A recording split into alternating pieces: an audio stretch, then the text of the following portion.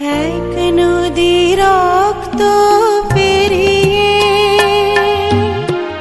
বাংলার আকাশে রক্তিম সূর্য আনলে যারা, তোমাদের ঋণ কোনোদিন শোধ হবে না,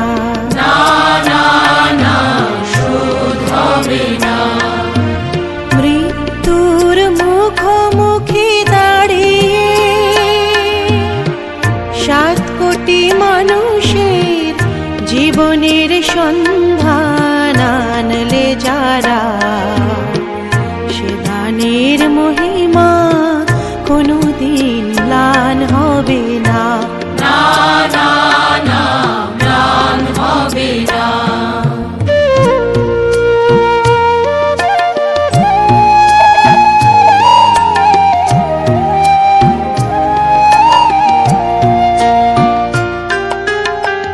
হয়তো বা ইতিহাসে তোমাদের নাম লেখা রবে না, হয়তো বা ইতিহাসে তোমাদের নাম লেখা রবে না। পুরো গ্রামের মানুষের কাছে বাচ্চাদের দুনিয়া নেই, একজন আমলে ছিলেন আওয়ামী লীগ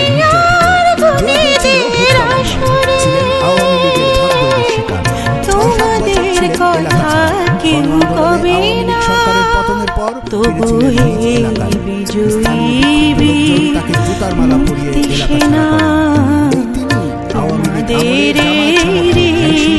কোনদিন শোধ হবে না, শোধ হবে না।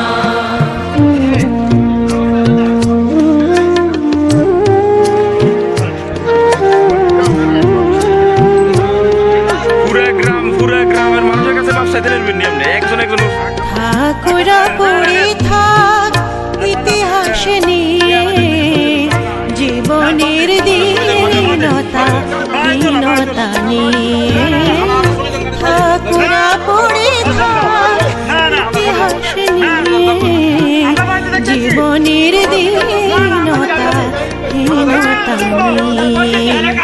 তোমাদের কথা রবে সাধারণ মানুষের ভিড়ে, তোমাদের কথা রবে সাধারণ মানুষের ভিড়ে। মাঠে মাঠে কিষানের মুখে,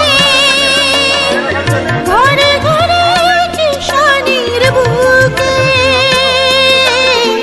স্মৃতি বেদনা রাখি নিড়ে, তবু হে বিজয়ী বীর মুক্তি সেনা, তোমাদের ঋণ কোনোদিন শোধ হবে না,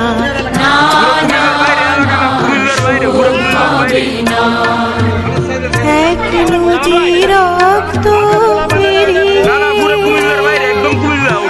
বাংলার আকাশে রক্তিম সূর্য আনলে যারা, তোমাদের ঋণ কোনোদিন শোধ হবে না,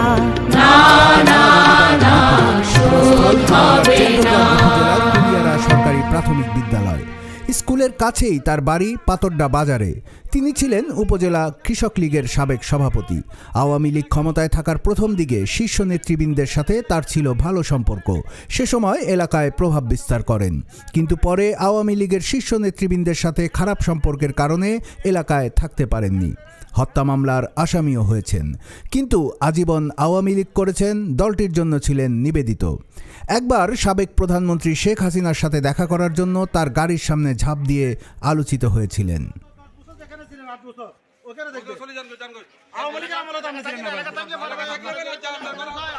স্থানীয় সূত্র জানায়, বীর মুক্তিযোদ্ধা আব্দুল হাই কানু 2016 সালে জামাত সমর্থিত শিল্পপতি মহিউদ্দিন আহমেদ ভূঁইয়া নঈমকে দুর্গাপুরের এক অনুষ্ঠান থেকে উঠিয়ে দেন এবং পরে তাকে এলাকা ছাড়া করেন।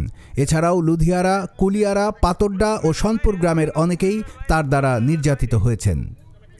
স্থানীয় জামায়াত সমর্থক আবুল হাশেম সহ কয়েকজনের নেতৃত্বে তাকে জুতার মালা পরিয়ে এলাকা ছেড়ে চলে যেতে বলা হয় বলে স্থানীয়রা জানিয়েছেন। কুমিল্লার কাগজ, নিউজ ডেস্ক।